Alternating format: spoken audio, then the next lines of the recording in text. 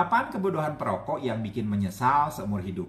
Jangan sampai kamu termasuk di dalamnya. Halo semuanya, dengan Dr. Erta, spesialis jantung dan pembuluh darah dari Klinik Gera. Kali ini kita akan membahas sesuatu yang bisa dibilang miris tapi nyata. 8 kebodohan yang sering dilakukan oleh para perokok hingga akhirnya mereka menjadi pasien saya. Yang datang dalam kondisi jantung bermasalah, bahkan tidak sedikit yang nyawanya itu sudah tidak bisa diselamatkan. Mungkin ini terdengar belak-belakan, tapi saya rasa ini penting disampaikan supaya tidak ada lagi yang meremehkan efek dari sebatang rokok yang katanya cuma satu aja kok.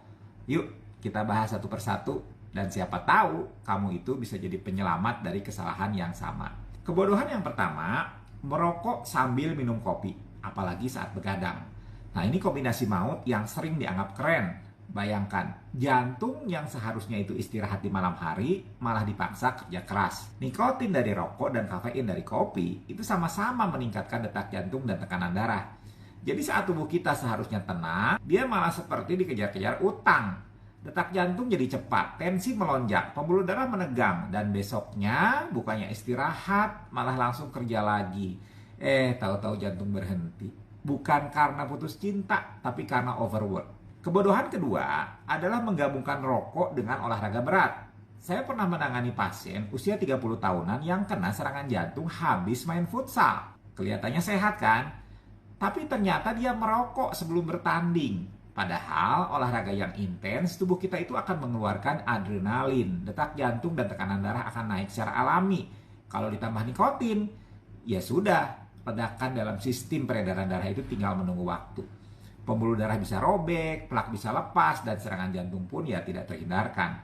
Kesalahan ketiga, ini yang sering terjadi di restoran. Makan makanan tinggi lemak sambil merokok. Suka lihat nggak? Orang habis makan steak, kentang goreng, atau bahkan nasi padang, terus nyender, santai, ngerokok, udah gitu minum kopi lagi. Nah, ini kombinasi yang jahat. Makanan tinggi lemak meningkatkan kolesterol, rokok merusak dinding pembuluh darah.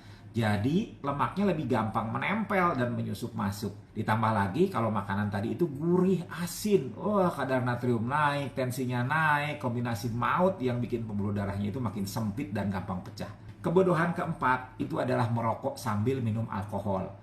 Nah, ini sih klasik, apalagi di bar atau tempat hiburan malam. Alkohol sendiri diketahui bisa menyebabkan pelebaran pembuluh darah sementara, lalu menyempit drastis. Nah, kalau ditambah rokok yang penuh radikal bebas, efeknya itu makin buruk. Organ vital seperti jantung dan hati kerja keras, sementara tubuhmu itu santai-santai berjoget. Bahaya intoksikasi meningkat drastis dan ya sudah beberapa kali ya ada pasien yang datang dalam kondisi tidak sadar karena kombinasi ini. Lanjut yang kelima, merokok sambil pakai narkoba. Nah, saya tahu ini terdengar ekstrim, tapi ini nyata. Saya pernah menerima pasien muda, usia belasan tahun, datang ke IGD subuh-subuh, intoksikasi berat karena kombinasi nikotin dan zat psikoaktif. Gabungan ini bisa bikin jantung berdebar hebat, aritmia, bahkan sampai henti jantung mendadak. Tubuh bukan mesin yang bisa disetel sesuka hati.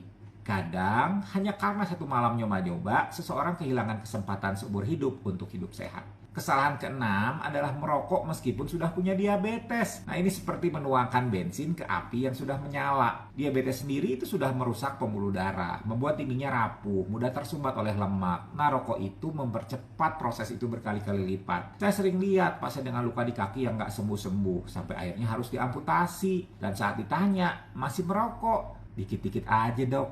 Dikit-dikit tapi dampaknya segunung pak. Kebodohan ketujuh adalah tetap merokok walaupun sudah kena serangan jantung. Nah, ini yang paling sering saya tanganin dan ini yang bikin saya geleng-geleng kepala. Sudah merasakan sendiri nyeri dada, merasakan sendiri sesak nafas, sudah pasang ring, tapi tetap merokok. Alasannya sudah terlanjur, susah dok, kebiasaan, ketergantungan itu namanya. Lah, justru karena sudah pernah harusnya kapok dong. Tapi sayangnya kecanduan itu sering menang. Akhirnya serangan jantung kedua pun datang. Dan kali ini tidak semua bisa diselamatkan. Padahal sudah diberi kesempatan kedua tapi disia-siakan. Dan kebodohan kedelapan adalah memulai merokok. Ini yang paling mendasar. Semua cerita horor tadi tidak akan terjadi kalau saja tidak pernah menyentuh rokok. Tapi karena alasan coba-coba, solidaritas, atau pengaruh lingkungan, akhirnya seseorang jatuh ke lubang adiksi. Padahal berhenti merokok itu lebih mudah sebelum dimulai. Kalau kamu belum pernah merokok, jangan pernah coba. Dan kalau kamu sudah merokok, berhentilah sebelum tubuhmu itu memaksa berhenti dalam bentuk sakit yang parah. Kamu mungkin belum merasa sekarang karena efek rokok tidak langsung terasa. Tapi saat tubuh mulai menagih harga dari kebiasaanmu, semua baru terasa dan seringkali sudah terlambat. Saya tidak ingin kamu jadi pasien saya karena kebodohan yang sebenarnya itu bisa dicegah. Yuk, jadikan hari ini sebagai titik balik. Share video ini ke orang yang kamu sayangi agar mereka juga bisa menyadari bahayanya sebelum semuanya terlambat.